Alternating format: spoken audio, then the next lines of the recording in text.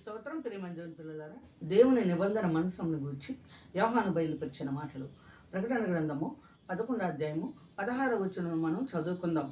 దేవుని ఎదుట సింహాసనాసీనులకు ఆ 24 పెద్దలు సాష్టాంగపడి దేవునికి నమస్కారం చేసి, వర్తమాన భూత కాలములలో ఉండువాడు అయిన ప్రభువా యెహోవా సర్వాధికారి, నీవు నీ మహాబలమును స్వీకరించి ఏలుచున్నావు గనక మేము నీకు కృతజ్ఞతాస్తుతులు చెల్లించుచున్నాము.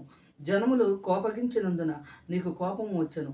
మృతులు తీర్పు పొందుటకును నీ దాసులకు ప్రవక్తలకును పరిశుద్ధులకును నీ నామమునకు భయపడి వారికి తగిన ఫలము నిచ్చుటకును గొప్పవారేమి కొద్దివారేమి భూమిని నశింపచేయి వారిని నశింపజేయుటకును సమయము వచ్చి ఉన్నదని చెప్పింది.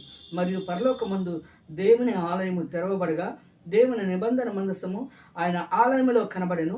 అప్పుడు మెరుపులను ధ్వనులను ఉరుములను భూకంపములను గొప్ప వడగండ్లను పుట్టెను.